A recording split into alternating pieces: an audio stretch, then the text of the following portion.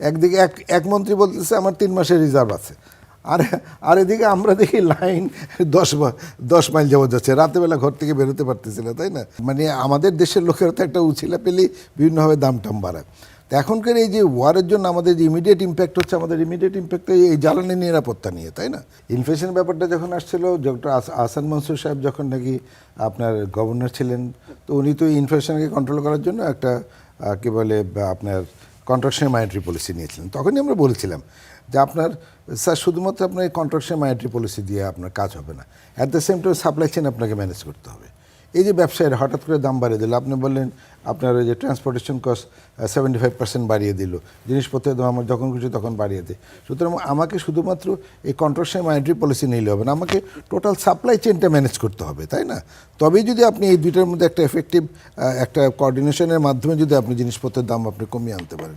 সেই জন্য এই ইনফ্লেশন মানে আদার দেন দিস ওয়ার, আমি যদি ওয়ার ছাড়াও চিন্তা করি তবু ইনফ্লেশন কন্ট্রোলে আসতো কিনা আমার সন্দেহ আছে, বা আসতেও না। এবং এখনকার যে অবস্থাটা, এটা দিস ইজ মানে আমাদের দেশের লোকেরা তো একটা উছিলা পেলেই বিভিন্নভাবে দাম টাম বাড়ায়। তো এখনকার এই যে ওয়ারের জন্য আমাদের যে ইমিডিয়েট ইম্প্যাক্ট হচ্ছে, আমাদের ইমিডিয়েট ইম্প্যাক্ট এই জ্বালানি নিরাপত্তা নিয়ে, তাই না? কারণ আসলে জ্বালানিতেও আমরা আগের থেকেই আমরা আমদানি নির্ভর হয়ে গেছি, তাই না? আমরা না রিনিউয়েবল এনার্জি দিকে গেলাম না, আমরা এই নতুন কূপ খনন করলাম, কিছুই করলাম না। তার মানে আগে থেকে কিন্তু আমরা মানে এই ধরনের একটা ট্র্যাপের মধ্যে ছিলাম। আর এখন থেকে এটার সাথে এসে যোগ হয়েছে আপনার এই ওয়ার। তো যার ফলে আমাদের এই জ্বালানির কষ্টটা কিন্তু আমাদেরকে অনেক ভোগাবে।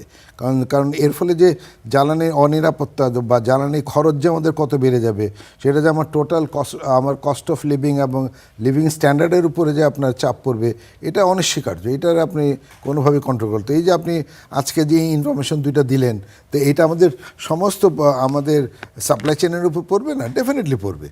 তো এর ফলে আমাদের স্ট্যান্ডার্ড অফ লিভিং আমাদের ক্ষতিগ্রস্ত হবে, আমাদের স্ট্যান্ডার্ড অফ লিভিং আমাদের নিচে নেমে যাবে। তারপরে এগুলোর ওপর সাইড এফেক্ট হতে আছে। মানুষের স্ট্যান্ডার্ড অফ লিভিং আপনার ক্ষতিগ্রস্ত হলে মানুষই তখন মানে আপনার কী বলে 2 নম্বরই কাজকর্ম শুরু করে দেয়, তাই না?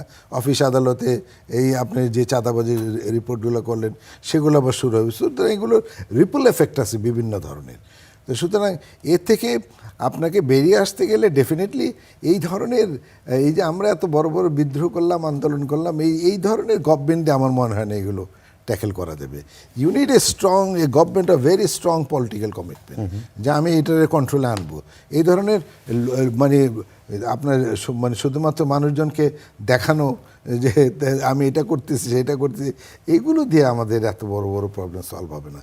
তো সুতরাং এই যে ধরুন জ্বালানি নিয়ে যে কথাবার্তা হচ্ছে, একদিকে এক মন্ত্রী বলতেছে আমার 3 মাসের রিজার্ভ আছে, আর এদিকে আমরা দেখি লাইন 10 মাইল যাওয়া যাচ্ছে, রাতেবেলা ঘর থেকে বেরোতে পারতেছি না, তাই না?